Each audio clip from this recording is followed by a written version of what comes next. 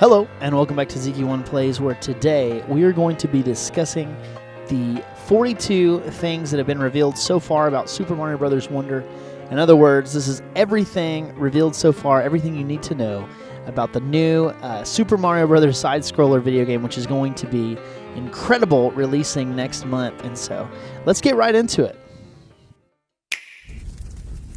As always, thank you so much for watching. A like or a subscription helps out this small channel so much. So if you feel like it, help a brother out. Other than that, let's jump right into it. And so what follows is a list of everything that's been revealed so far about Super Mario Bros. Wonder.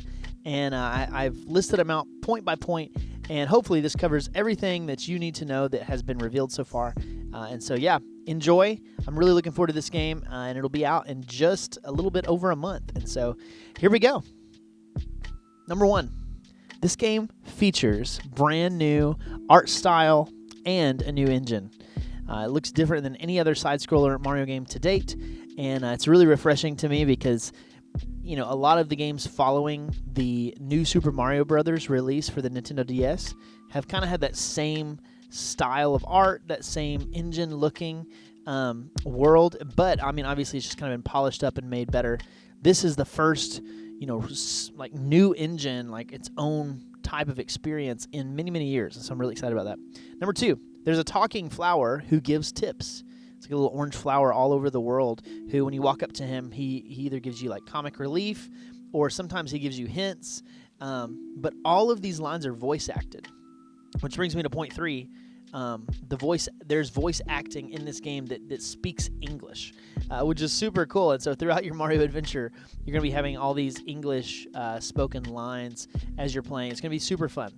Now, number 4, mushrooms are still a thing. That means you can grow from being a tiny Mario to being a big Mario by using a mushroom. I assume that there are other power-ups that will be making a return. More on that later.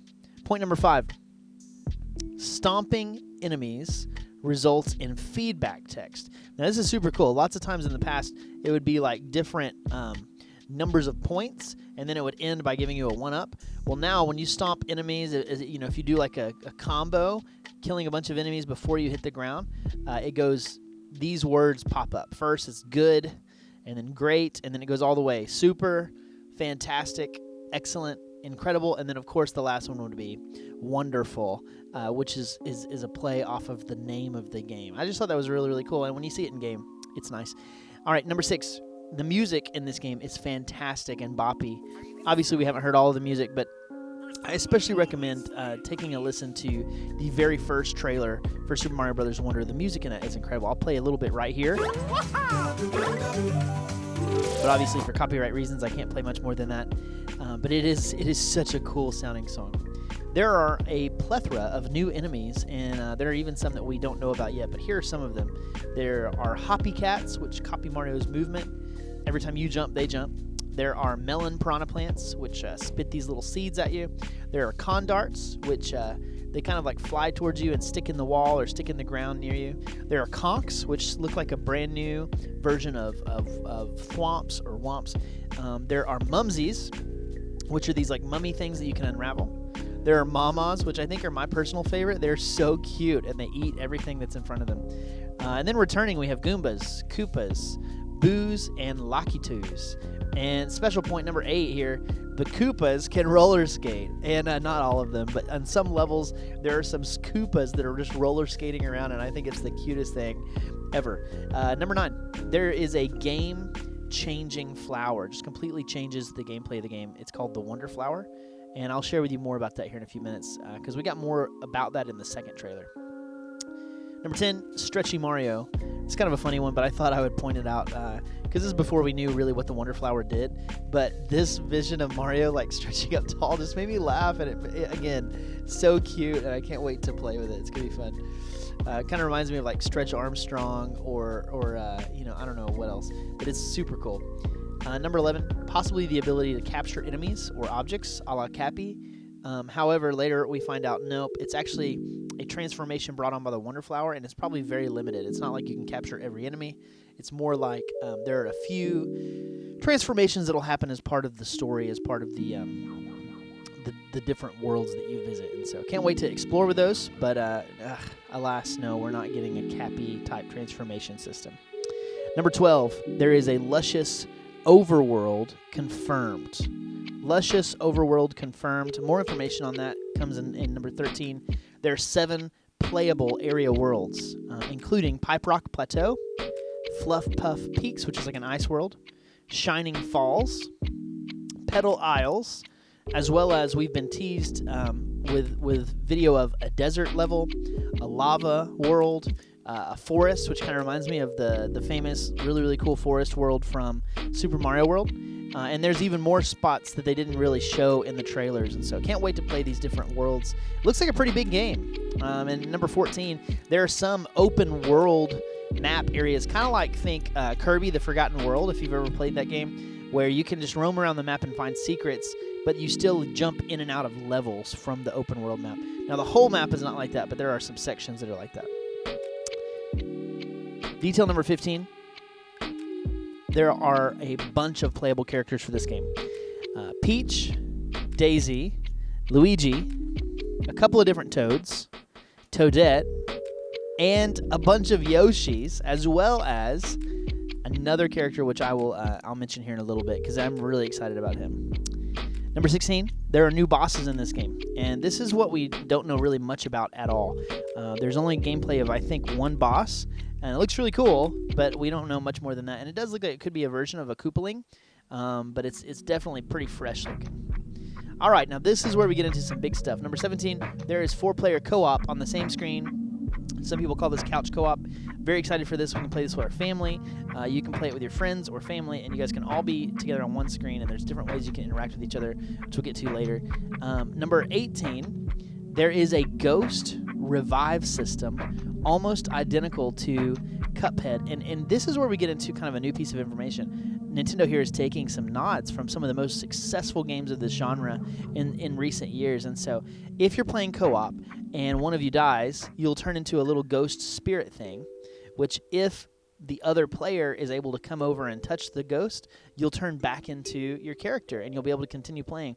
This is a lot like Cuphead, where in Cuphead, if you're playing 2-player, one of you dies, you can save each other by touching their ghost. And so, yeah, super cool system. I never thought that we'd see this in Mario. I'm really excited to play with it. And next, this is even probably further interesting if especially you don't necessarily have the friends or the family to play with 4 players on the same screen.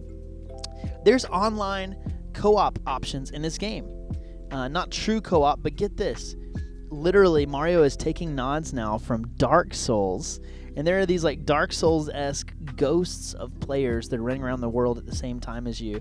And so, like, when you're inside of a level, you'll see little holographic versions of playable characters running around in the level too, and they can't hurt you, they can't interact with you, can't touch you, but you can just literally see like basically echoes of other players playing the game in real time as you, which is so cool. Whenever you do see those echoes of other players, you can greet each other. That's number 20. You can greet each other in this online connectivity world, which is super cool, and I'm sure that there are probably different greetings that you can equip or use. And then number 21, there are options to leave messages for other players in the form of standees, which are like cardboard cutouts. And once again, I know I'm a Dark Souls fan, but this is a card right out of Dark Souls deck. And here's how it works. Basically, in Dark Souls, you can leave a message telling people to be careful or to attack hard, or like different messages, like kind of giving them encouragement, or you could even make fun of the players, right? Well, in this game, you can leave standees, which, like, you could leave a jumping one right next to a pit to remind players, like, hey, there's a pitfall here. Or, like, there's different gestures that you can use with these standees to give advice, and it's just such a cool thing. It's, I can't imagine being able to do this for other players, but especially walking into a difficult level I'm having trouble with, and then now there's like a message from another person in the real world who's telling me, like, okay, this standee is giving me some sort of hint, and I got to figure out what it's saying. This is just such a cool system. Next up, 22. These standee cutouts things can also revive players' ghosts. And so if you turn into a ghost when you're playing co-op, this standee can revive you and give you another opportunity without having to lose a life, right? Next up, there is a point system that is online only, and they're called heart points. Heart points are an online measurement of how helpful you've been to other players online. So this goes to how many standees you've created, how many have been helpful. It also goes to how many times you've interacted and greeted other players in the world, and also how many courses that you've finished with other players. And we'll get to that in a second, because that goes on to another system that is for online play, and it's called friend rooms. Now, these are rooms that you can create with your friends, and they allow you to see what each other are playing, like in terms of which courses each other is playing.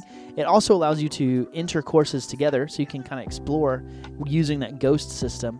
And then it also allows for racing through courses with friends. So you get in a friend room, you all enter the room together, and then you select the racing option, and you'll be able to race through the course, seeing who gets the best time. This is something that I think is revolutionary inside of a platformer like Super Mario, and it's going to be super, super cool. Number 25, flagpoles are making a return. These flagpoles are very, very classic when it comes to Super Mario Brothers. Get in the level, jump on top of the flagpole, and slide down. And it looks like they're making a return, albeit with some nuance to them, which I'm really excited. I saw there's one level where the flagpole gets knocked off the screen and you can't even use it. And so I don't know how that level's going to end. Maybe it never ends, but it's going to be really, really interesting to see how that works. And now we get to maybe a part that all of you have been waiting for. There are 3 revealed new power-ups. First up, number 26, elephant power-up. This is looks like it's in the form of an apple. So you eat the apple and then you turn into an elephant. It's basically a really, really strong power-up for breaking blocks and crossing gaps and fighting, because basically using this elephant power-up gives you a little trunk swipe where you're able to swing your trunk around and hit enemies, which again is pretty cool. It kind of reminds me of the Tanuki suit where you're able to swing your tail, but in this case you got this big powerful trunk. You're also able to move water around and spray it. So elephant power-up is the one I'm most excited for. But next we have number 27, a new bubble power-up. This bubble power-up is a pretty OP attack. It just bubbles up small enemies, and for the first time in recent memory, you can use this bubble up power up to kill dry bones enemies in the game. These dry bones enemies are normally invulnerable to death. They more can just be knocked down and they get back up, but the bubbles actually are able to knock them out, right? Also, bubbles can hit through walls, which is a little bit overpowered as well. And then my favorite thing about the bubbles, they can be used as platforms. So if you're on a high platform, throw out a couple bubbles, and you can actually use the bubbles to jump off of, which to me is a super cool opportunity. Next up, we have the drill power-up. And this power-up is everything that you would imagine. It can attack enemies from below. It also can burrow, so you can pass through enemies on the floor or on the ceiling. It can also dig down, if there's blocks or something underneath you, you can ground pound and use the drill to get through all of these blocks, which is super cool. Next up, the fire flower is back. That is confirmed. That's the only power-up that we know is returning. But being able to turn into your fire form and throw the little fireballs, that is definitely going to be in this game. Nobody thought that it wouldn't, though, so but I'm still very excited about it. Next up, these are a couple of story information pieces, and so this whole game happens in the Flower Kingdom, crowned by Prince Florian, and it appears that maybe Prince Florian is going to be exploring with you, perhaps even on your back at some times, which I'm really excited about. He's a cute little character, and he may play into the gameplay a little bit too. We'll have to see. Next, number 32, the Wonder Flower that I mentioned earlier. It causes radical transformation. It transforms things when it's used or touched, and Bowser actually uses this Wonder Flower to become a literal brick house. Basically, it appears that the Wonder Flower takes Bowser and Prince Florian's castle and merges them into one, so Bowser is now a floating castle. Of course he is, right? But I'm really excited about that, because here's what happens when you use a Wonder Flower. Wonder effects happen. When Mario touches a Wonder Flower, this could change the whole course, or it might change the perspective. There's some gameplay of us being able to play in a top-down perspective, or it might transform Mario, turn you into a bowling ball, spike ball thing, or turn you into a Goomba, for instance. And so, really excited to see how that all plays out. To me, it kind of seems like it's almost like a revamped and way more powerful, crazy PAL switch. which is just going to change the whole world around you, give you a new way to interact with the level that you're playing. And so I'm excited to see how it all works. It's going to be fun. Number 34, completing these wonder sections will give you wonder seeds, and you have to have wonder seeds in order to unlock certain levels. All right, so there's certain levels that are kind of locked behind these wonder seeds, and so anytime you find a wonder flower, it's to your best interest to use it and to try to collect the wonder seed inside of that wonder section of the level. All right, and then next up, we have another crazy piece of information, but we're getting close to the end here. Detail number 35, there is a new game mechanic called badges. Badges enhance Mario and his company's natural abilities, okay? So there's kind of three different types of badges. The first ones are the ones that enhance their abilities, and these are the parachute cap, which allows you to glide, the wall jump. It allows you to like wall climb a little bit and jump off of walls. Think about Celeste. It really reminded me of Celeste when I was watching this. There's the dolphin kick, which allows you to swim faster underwater. There's the timed high jump, which is not shown in-game, but it's a badge that allows you to do the triple jump thing that you've been able to do in a lot of Mario games, where if you time your jump correctly, you can do a triple jump that allows you to jump really high. There's a crouched high jump, which allows you to charge up a jump off the ground and jump really, really high just from a crouch. There's a floating high jump, which I imagine is like Peach's old jump, right? And then there is the grappling vine, which to me looks the most fun, but I can't wait to see exactly how it's going to play. It also allows you to grab stuff like coins and things with the grapple and not just walls. But I think it's going to be really cool. The second type of badge are Detail 36, badges that allow like various cheating effects. These reminded me of like old cheat codes in video games that allowed you to like kind of change the gameplay a little bit. And so check this out. There's only a couple that have been revealed, but first is safety bounce. So I don't know if it's only the first time that you bounce off the floor or if it's every time, but basically if you fall in a lava pit or fall in a hole, safety bounce allows you to bounce off the floor and keep you from dying like you normally would. And so I think it's a really, really cool thing, especially for, like little kids to play with their parents or whatever. But it does feel like a little bit like a cheat. Another one is a sensor, and this one allows you to sense when there are collectibles around that you haven't discovered yet. And then, of course, we have a coin magnet as well, which allows you to not have to touch the coins as much as just kind of get close to them, and then they'll go to you.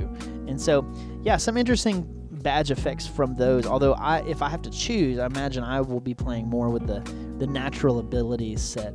There's also badges that do odd, bizarre effects, and the only two that we've seen from this are invisibility, turning your character invisible, so like good luck seeing where you are, and that'll change the game. It'll be so fun.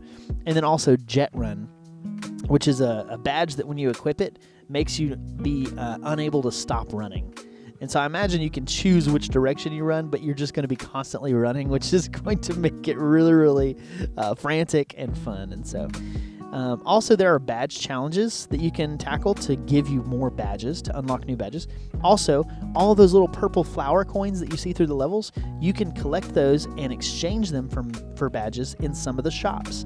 And so make sure you're doing that, because I think these badges are going to be game breaking, but they're also going to be like some of the most fun ways to interact with this new game.